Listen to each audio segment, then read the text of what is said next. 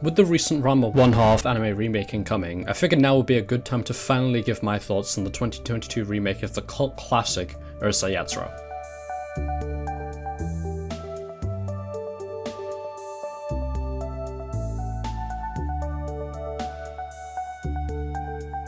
First off, who doesn't know Urusei Yatsura?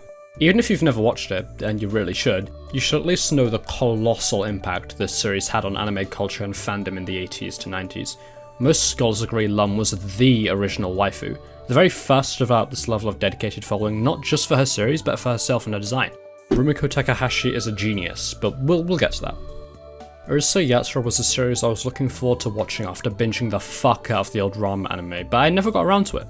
That's why, when David Productions announced they were remaking the series as a best of, it was the perfect opportunity to jump into the series with a fresh, modern sheen. Rumiko Takahashi is a manga and anime legend.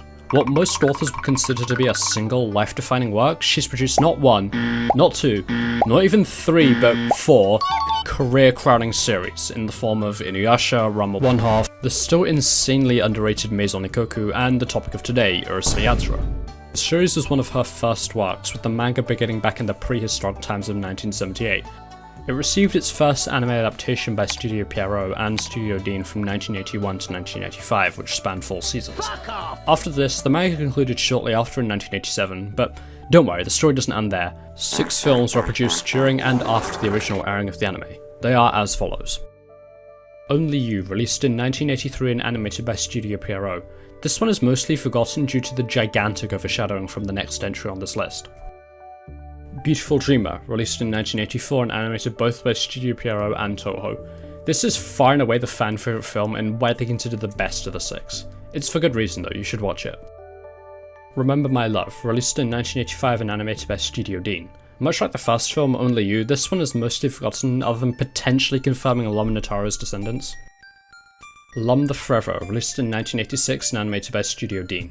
This is easily the most divisive movie, and it still sparks debates to this day if it's an underappreciated masterpiece or just indecipherable nonsense. Even when looking this one up, the first results are people thoroughly confused by the entire plot. Personally, it's one of my favourites, and it takes some real philosophical thinking to derive the message. Basically, it's hard to get into than Beautiful Dreamer, but also even deeper and more meaningful if you do understand it, making it both a high skill floor and high skill ceiling movie, and so it goes straight to S tier. The Final Chapter, released in 1988 and animated by Magic Bus. This film is a touching end to the series, but also has a fair share of criticism for being kind of unoriginal and an unsatisfying conclusion. Thankfully, it was cut down and given the appropriate emotional gut punch it needed during the remake. Always My Darling, released in 1991 and animated by Madhouse. This one drew some flack for being kind of unnecessary after the supposed ending that was released 3 years prior.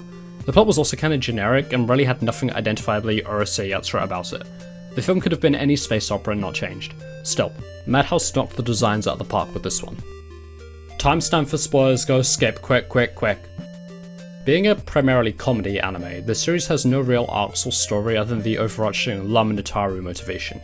The series centers around the daily ridiculous life of a disgusting lecherous boy and his short-tempered, highly dangerous wife-to-be. He consistently chases after the sidecast, which are suitably stacked with unique individuals. Some of my favourites include Sakura, Ryunosuke, and my favourite character in the entire series, Benton. Aside from the daily insanity, the series features some recurring themes and characters, such as Inuba the Dreammaker, and the various spats between the Mendo and Mizuno-Koji family.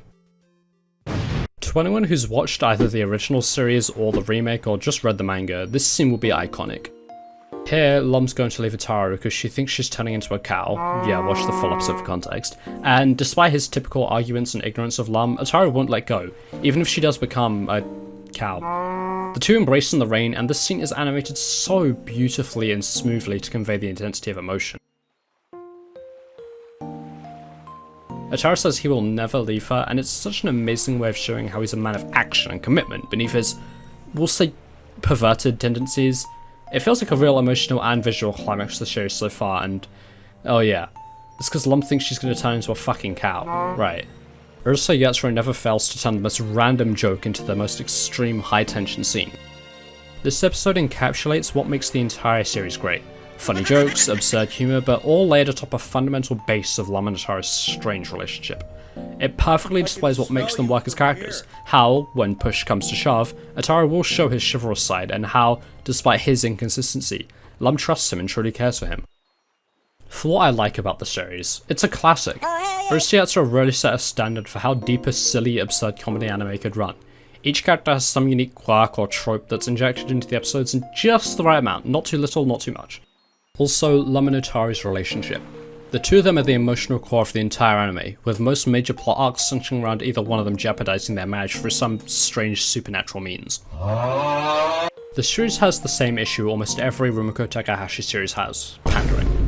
As the series progresses, the all-star cast starts to feel like it's adding new characters just to keep things fresh instead of progressing or developing previous ones. Characters seem to just come and go without ever changing unless they really get a dedicated arc to themselves, and this can really hurt some awesome characters.